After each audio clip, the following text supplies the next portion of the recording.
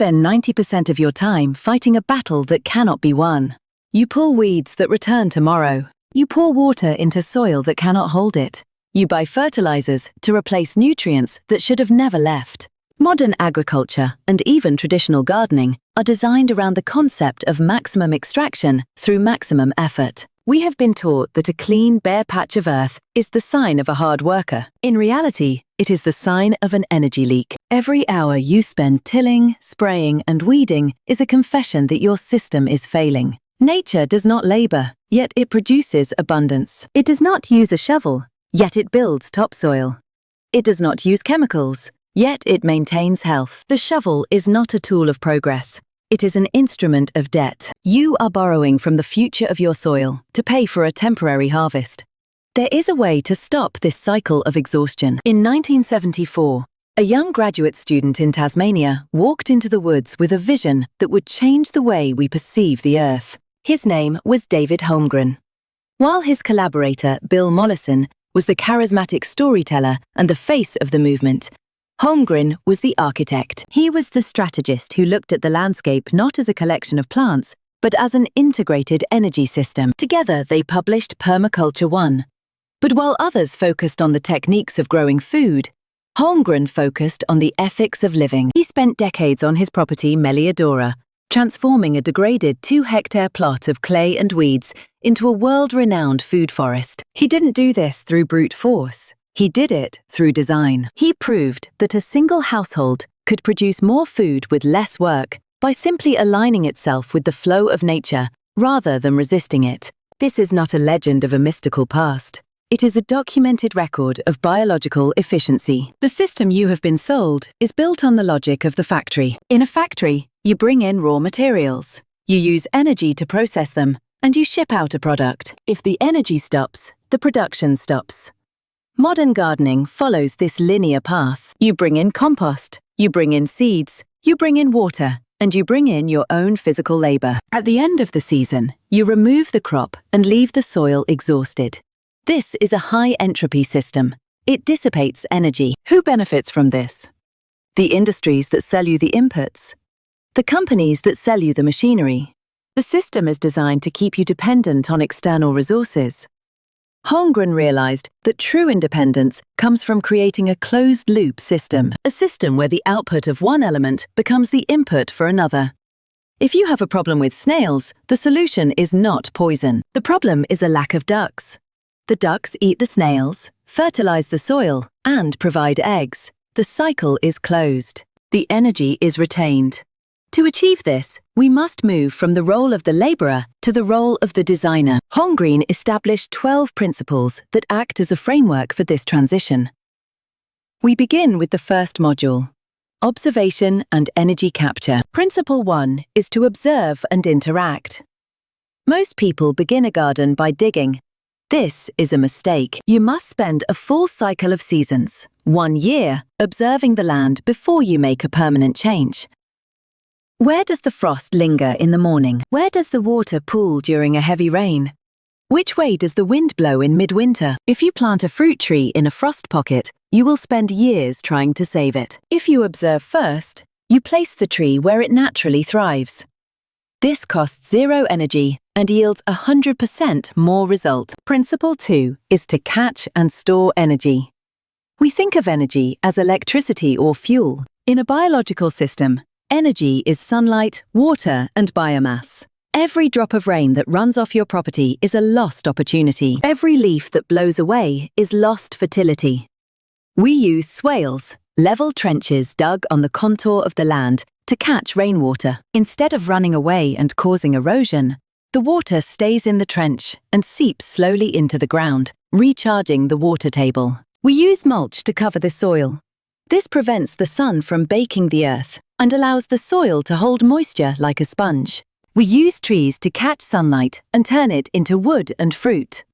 We are building a biological battery. Principle 3 is to obtain a yield. You cannot work on an empty stomach. A system must provide for its inhabitants immediately. This means balancing long-term goals, like an oak forest, with short-term needs, like salad greens. If there is no yield, the system is not sustainable. It is merely a hobby. The second module focuses on regulation and the use of natural services. Principle 4 is to apply self-regulation and accept feedback. If a certain crop is constantly attacked by pests, the soil is telling you it is unhealthy. If a plant dies, do not fight to keep it alive. Accept the feedback that the plant is in the wrong place or the wrong climate. Success comes from multiplying what works and removing what fails. Principle 5 is to use and value renewable resources and services. Why use a mechanical mower when a sheep can do the job? The mower consumes fuel and creates noise. The sheep consumes grass and creates wool and manure. We look for biological solutions to mechanical problems. Mycorrhiza, a symbiotic fungus, acts as an extension of a plant's root system. It brings phosphorus and water to the plant in exchange for sugars. This is a natural service. When you use chemical fertilizers, you kill this fungus. You then have to provide the nutrients yourself. You have replaced a free service with a paid one. Principle 6 is to produce no waste. In a forest, there is no trash can. The fallen leaf is the food for the worm. The dead branch is the home for the beetle. We must design our lives so that everything we produce is a resource for something else. Grey water from your sink is not waste. It is irrigation for your orchard. Kitchen scraps are not trash. They are the fuel for your compost pile. The third module deals with the architecture of the system, patterns and integration. Principle 7 is to design from patterns to details. Nature works in patterns. Spirals, branches, and lobes. A straight line is the rarest shape in nature. A straight garden bed is easy for a machine to navigate, but it is inefficient for a human. By using curved edges and keyhole beds, you increase the planting area and decrease the walking path. You observe the pattern of the landscape and fit your garden into it. Principle 8 is to integrate rather than segregate. In a traditional garden, you have a patch of carrots, a patch of onions, and a patch of flowers. In a permaculture system, we create guilds. A guild is a community of plants that support each other. An apple tree is the center of a guild. Beneath it, we plant comfrey to bring up minerals from deep in the subsoil. We plant clover to fix nitrogen from the air into the earth. We plant garlic to repel pests. We plant dill to attract predatory wasps that eat the caterpillars. These plants are integrated. They work together so you don't have to. Principle 9 is to use small and slow solutions. Our culture is obsessed with scale and speed, but a large system that fails is a disaster. A small system that fails is a lesson. Start at your doorstep. Change 1 square meter of soil. Perfect it, then move to the next. A small, intensive garden is always more productive per square meter than a large, neglected farm. The fourth module covers resilience and change. Principle 10 is to use and value diversity. A monoculture of corn is a feast for a single pest. One storm or one disease can wipe out the entire harvest. In a diverse system, if the cold kills the tomatoes, the kale still thrives. If the dry spell kills the berries, the deep-rooted grapes still produce. Diversity is your insurance policy against an unpredictable world. Principle 11 is to use edges and value the marginal. The most productive part of a pond is the bank, the edge where water meets land. This is where the most species interact. The most productive part of a forest is the clearing, the edge where light meets shade. By creating wavy edges and irregular shapes in your design, you increase the edge effect. You maximize the space where different systems overlap and exchange energy. Principle 12 is to creatively use and respond to change. A garden is not a static object. It is a process. It moves through stages of succession. It starts with weeds, moves to grasses, then shrubs, and finally trees.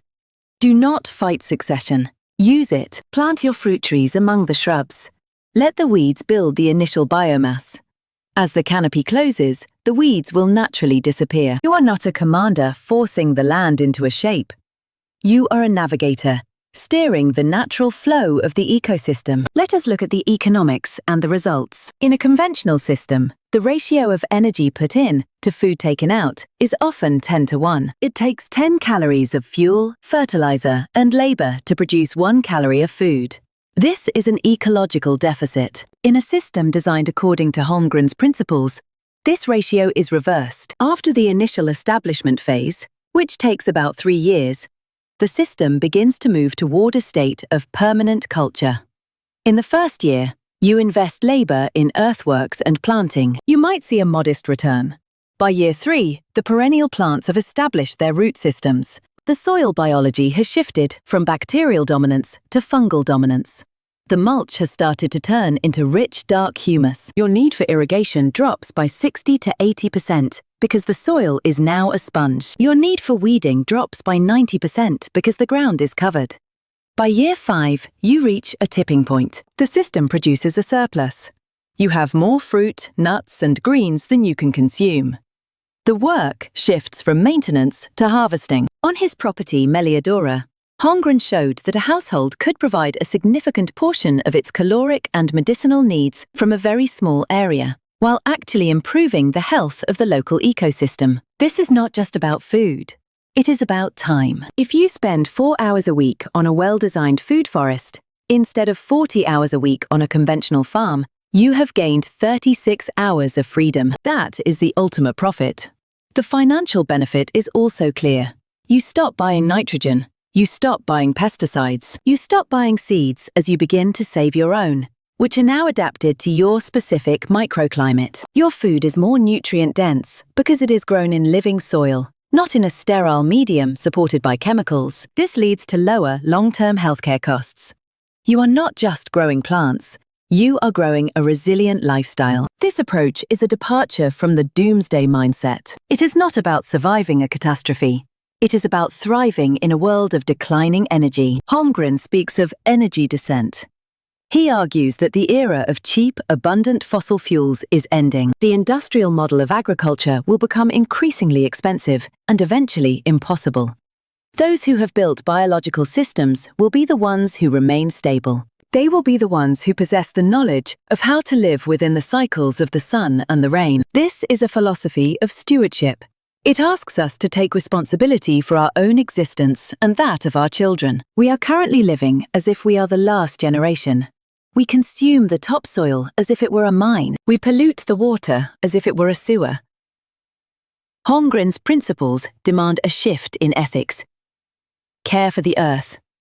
Care for the people. Fair share.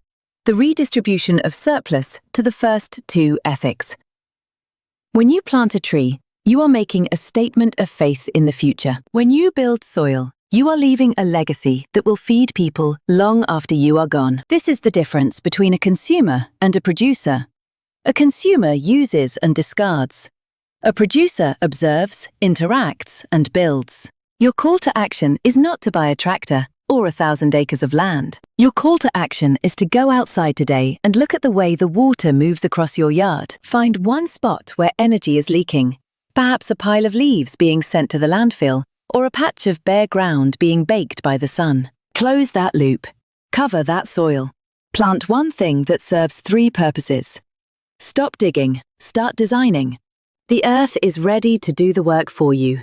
If only you will step out of its way. The transition from a high-energy, high-waste life to a low-energy, high-abundance life does not happen overnight. It is a slow, deliberate process of returning to the logic of the living world.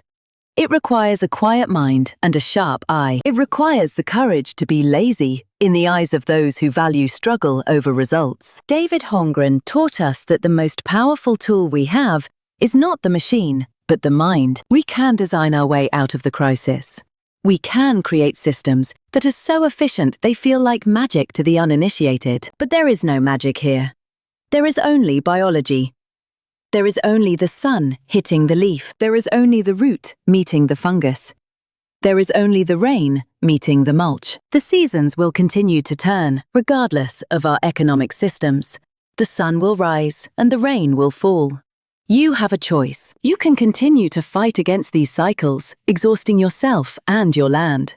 Or you can become a partner in the dance. You can build a haven of productivity and peace. You can move from being a victim of the environment to being its most effective architect. The first step is simple.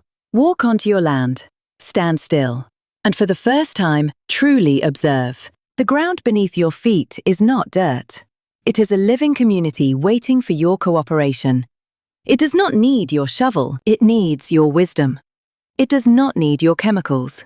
It needs your care. The era of the battle with nature is over. The era of the partnership has begun. The principles are in your hands. The soil is beneath your feet. The sun is overhead. The rest is up to you. Start small. Start now. Build the world you want to live in. One guild at a time. One swale at a time. One season at a time. This is the path of the permanent culture. This is the way home. In the coming years, the value of a patch of fertile, well-designed land will outweigh any digital asset or paper currency. True wealth is the ability to sustain life. True freedom is the independence from fragile supply chains. As you apply these 12 principles, you are not just making a garden. You are constructing a fortress of resilience. Think of the forest. It does not need a manager. It does not need a budget. It grows because it is perfectly designed to capture and recycle every unit of energy that enters it. Your home and your land can do the same. This is not a dream of a distant utopia. It is the practical application of biological laws that have governed this planet for billions of years. David Holmgren provided the map. The journey belongs to you. Every seed you plant with intention is a vote for a world of abundance. Every bucket of water you save is a gift to the future. Look at your landscape again. See the patterns. See the potential. And then act. Not with force, but with intelligence. Not with haste, but with the steady, rhythmic pace of the seasons. The world is changing. The climate is shifting. The old ways are breaking. But the earth remains. And for those who know how to listen to it, it offers everything we need. Become the designer. Become the steward. Become the bridge between the old world of extraction and the new world of regeneration. The soil is waiting. The cycle is ready to begin again.